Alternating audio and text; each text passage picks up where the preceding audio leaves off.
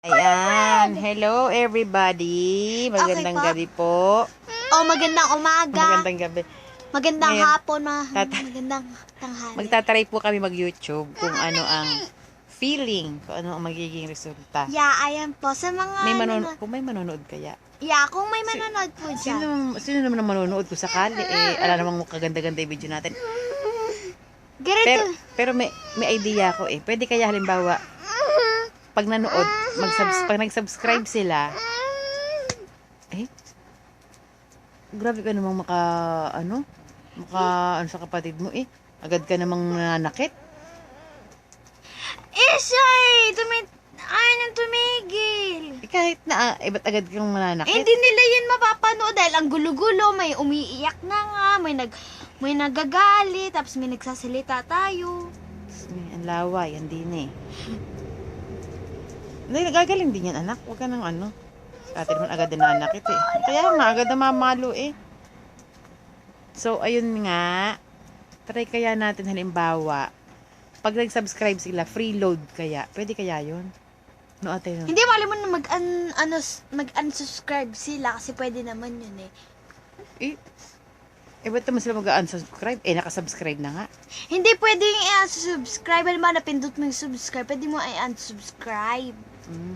Pag may nag-subscribe sa atin, tapos magpa-text tayo, tapos bibigyan natin sila ng load. Tignan natin kung kung talagang effective yung nag-YouTube, kung may nanonood ba ng YouTube, kung talagang totoo kaya yan.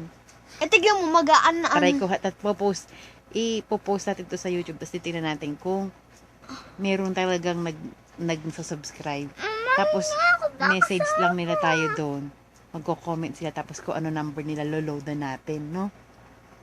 Para lang. Tapos mag-comment dapat sila ng done or naka ano na sila, Ay, ganon. mali ko dyan, basta ganun.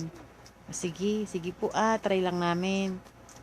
Bye-bye. Teka lang. Oh. Kasi yung mga iba kasi YouTuber, nagpapag-giveaway sila. Halimbawa, 4 million subscriber, nagpapag-giveaway sila, di ba? Ay, nakamilyo ka na kaagad. Tayo nga, kahit 2 lang, okay na sa akin eh. Mga hanggang 10, okay na sa akin. Kahit mga 10. Hindi tayo magkakapera ng 10, di ba guys?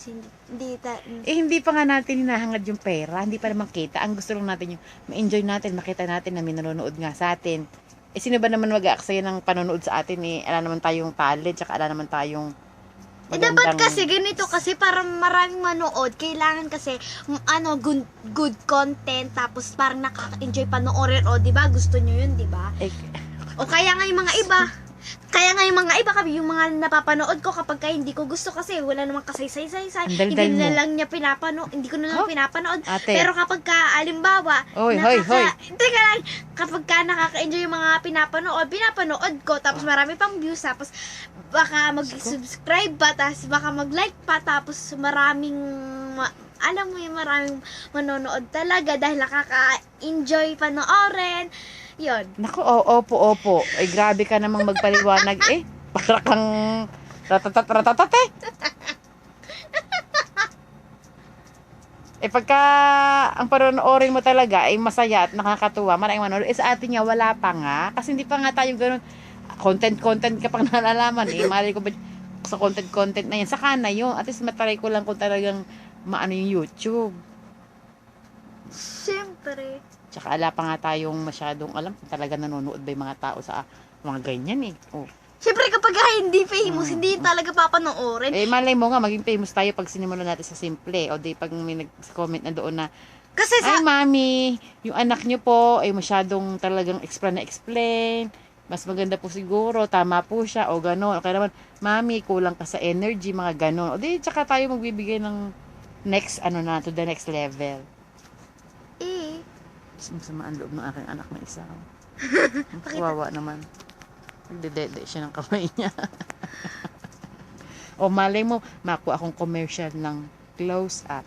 Kasi ganito kasi yun, Diba? kapag halimbawa nanonood yung isang Ay, tao. Ate Pao, sobrang haba na ng YouTube natin. Ala na manonood. Okay na guys, bye! Comment below. Ganun. Comment.